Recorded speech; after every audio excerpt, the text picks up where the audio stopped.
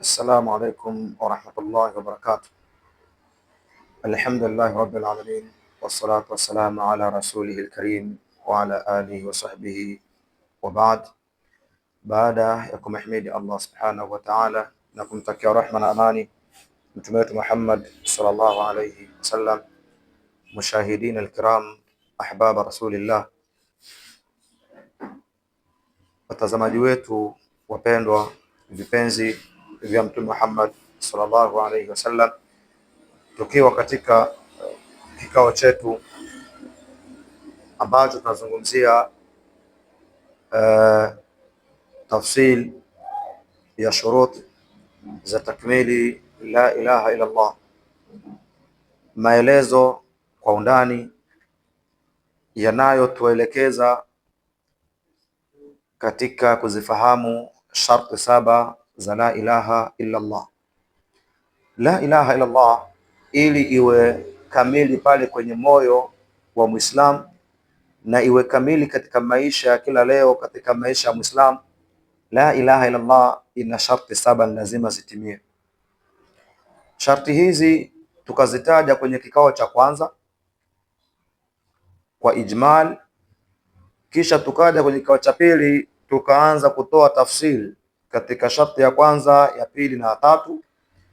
Kikao cha tatu tukaja kwenye tafsiri tena, sharhi tena ya sharti ya 4 na 5, na insha Allahu taala katika kikao chetu hiki cha leo ambacho kwamba ni cha 5 tunazungumzia sharti ya 6 na ya 7 katika zile shuruti 7 za at-takmil kalima la ilaha illa Allah Muhammadur Rasulullah.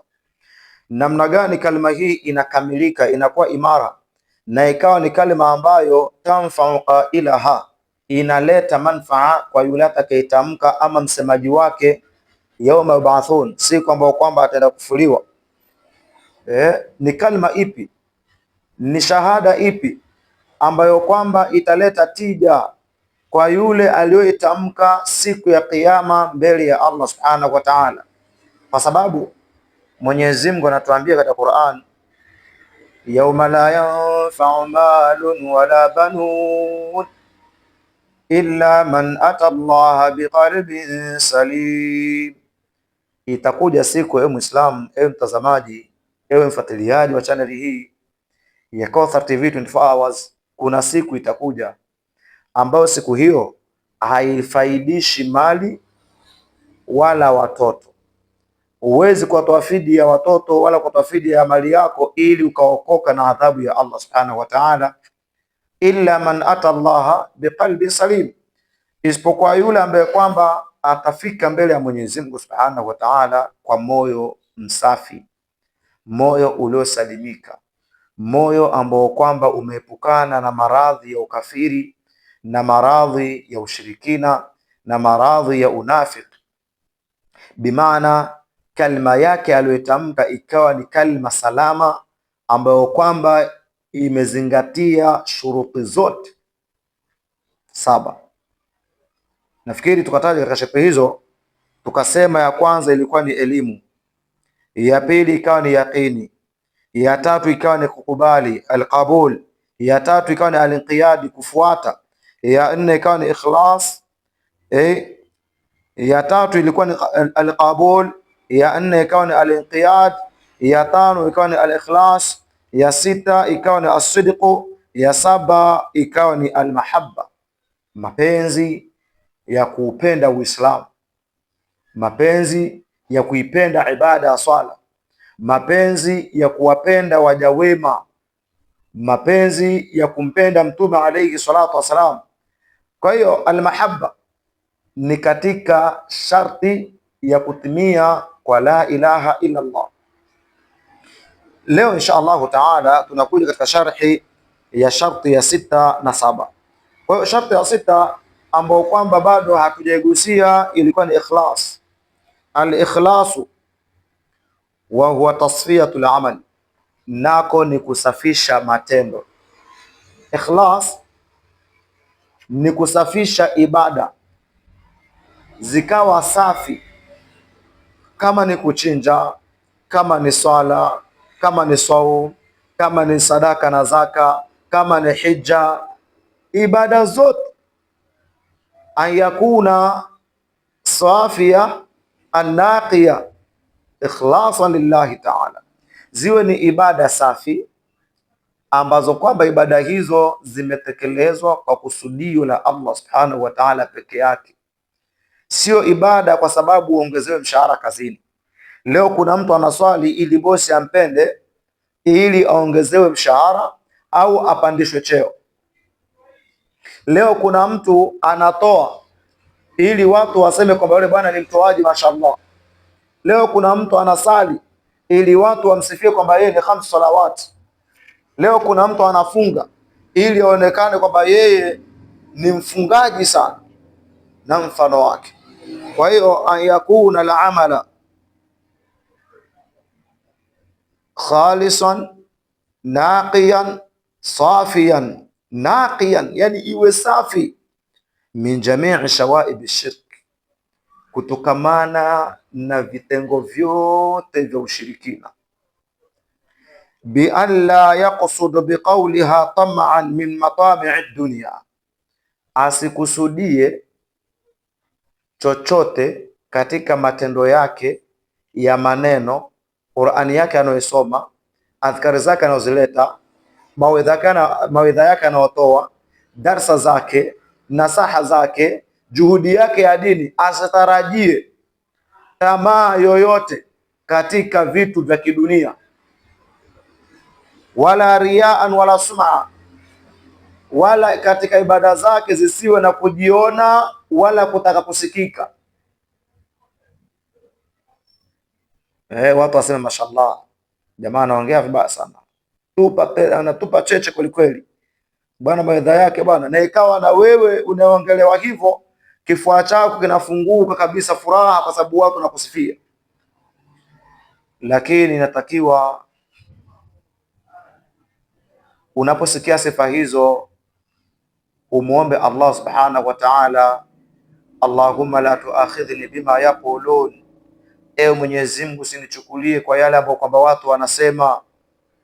Allahumma la tuakhidhni bima yaqulun, Allah nakuomba usinichukulie, usinibebe kwenye yale ambayo kwamba watu wanasema na kunisifia nayo.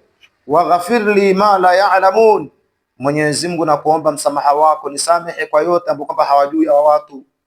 Wao wanasifia tu wema, wanasifia tu haya wanaoyaona, lakini kuna ukurasa mweusi ambao kwamba nao, Allah nisamehe ukurasa huo. Waghfir li ma la ya'lamun, Allah nisamehe yale wasioyajua hawa wanaonisifu.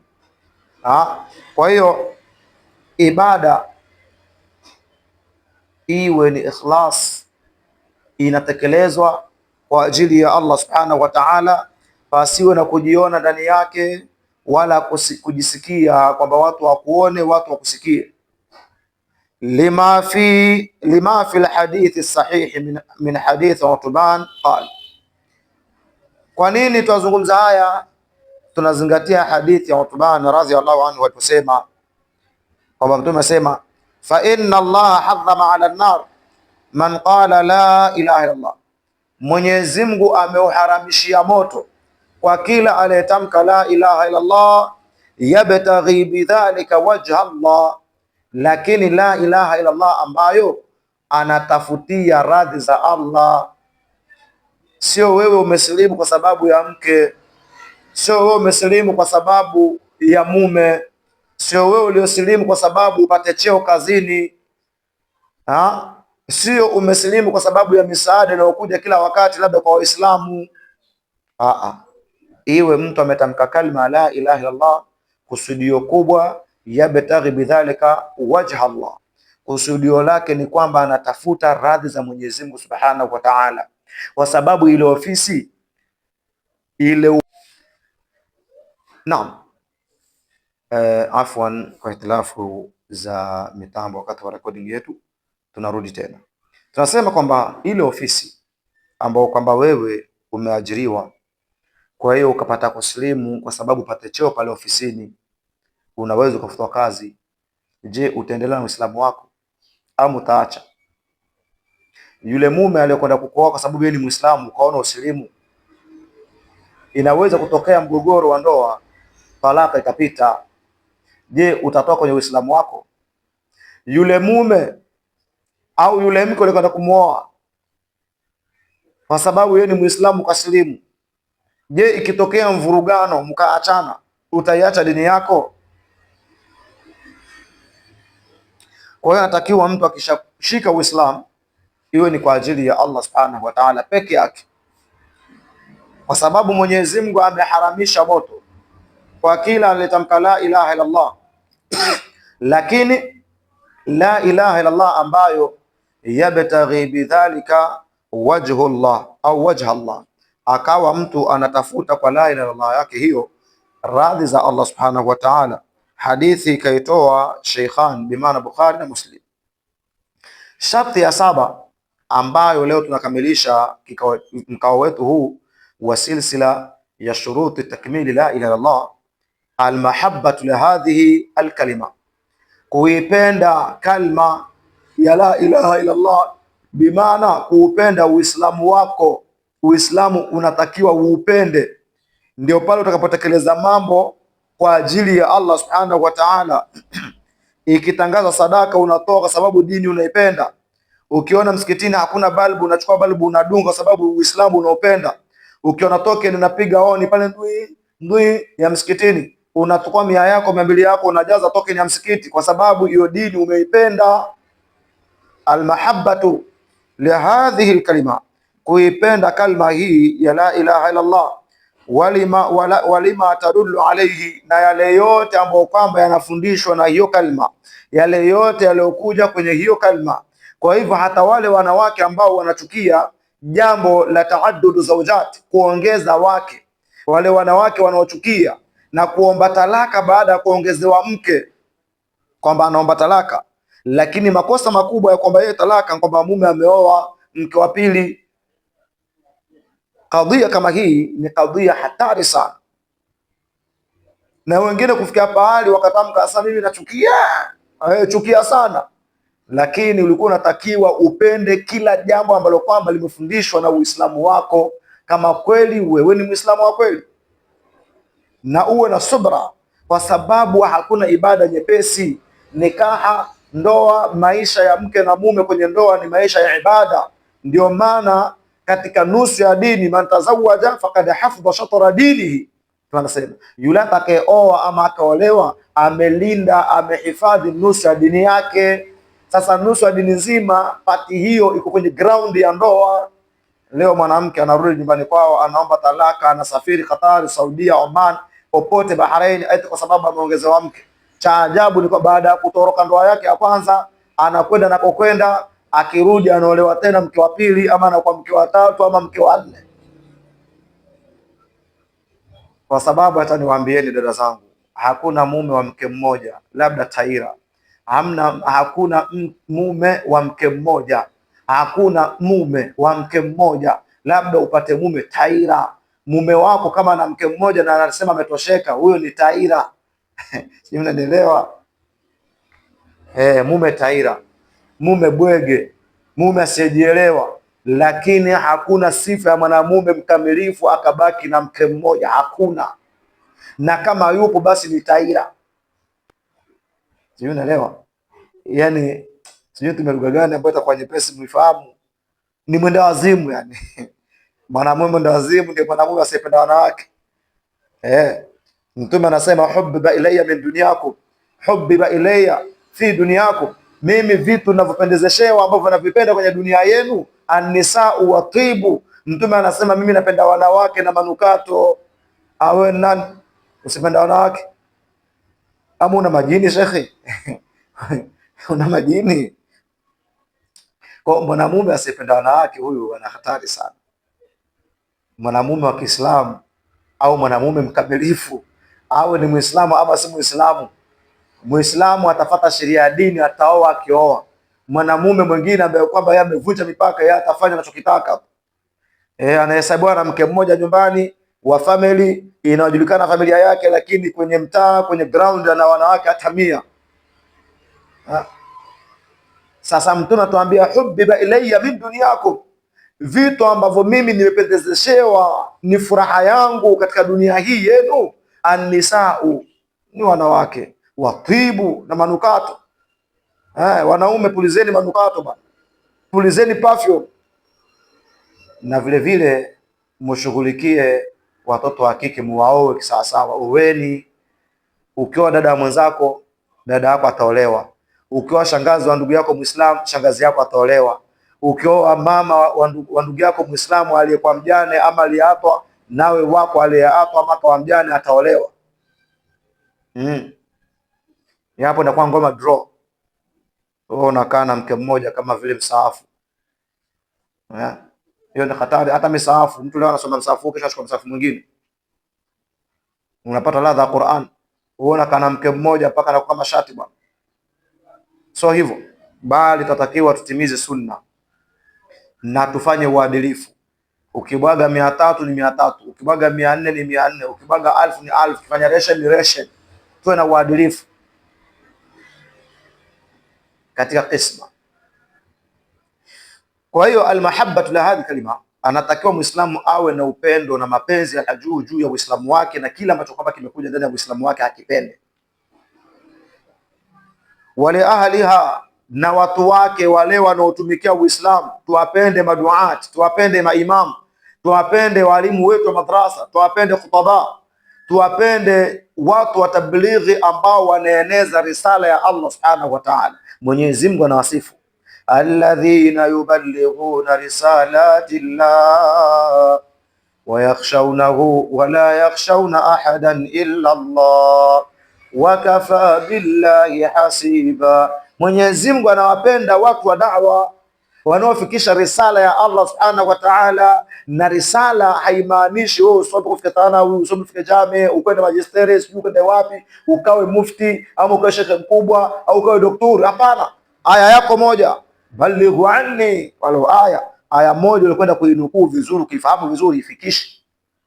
Hadithi sahihi ya mtume ulioinukuu vizuri, ifikishe. Useme nimesikia haya kutoka kwa mtume alayhi salatu wasalam, kayatoa maneno haya sahaba mtume Abu Huraira, kayanukuu maneno haya kwenye Sahih Bukhari ama Sahih Muslim. Nukuu vitu safi, hata kama ni kimoja, fikisha kwa hekima na mauidha mazuri. Kwa hiyo wapendwe wale watu wa da'wa. Mwenyezi Mungu anasema wa minan nasi man yattakhidhu min duni llahi andada, na miongoni mwa watu wanachukua kwa asiyekuwa Mwenyezi Mungu.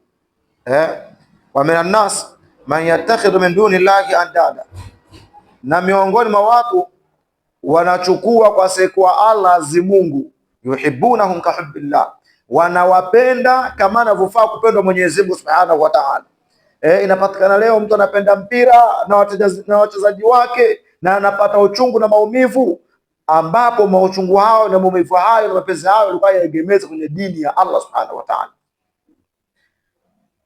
Walladhina amanu ashaddu hubban lillah, na ama wale ambao kwamba wameamini mapenzi yao makubwa ni kwa Allah subhanahu wa ta'ala. Bimaana waliokuwa waumini na Waislamu mapenzi yao makubwa ni kwenye Uislamu wao, wanaopenda dini yao, wanapenda Uislamu wao, wanapenda amali njema zilizofundishwa na Uislamu wao.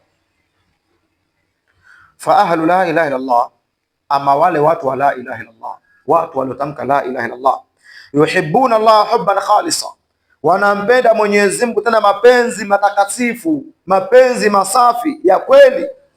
Wa ahlu shirki, na watu wa shirki, yuhibbunahu, wanampenda Mungu, wa yuhibbuna ma ghairu, na kuna vingine wanavyopenda si kwa Allah.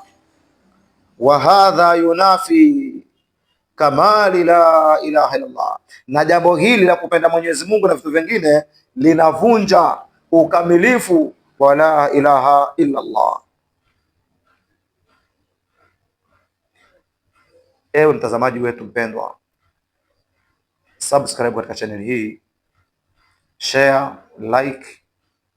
Pia unaweza toa section pale ya comment, toa comment yako pale kwa yale unayosikia kwenye channel hii mazuri, na ufuate aliyokuwa mema, na pale ambapo tunateleza Mwenyezi Mungu tusamehe na tuguide insha Allahu taala. da'wa support katika dawa za mashinani ambazo kwamba tunaziendesha kila mara, hasa kama Kauthar TV 24 hours. Toa support yako ya shilingi yako 50 au 100 au 500 ili kusapoti da'wa na msafara yake.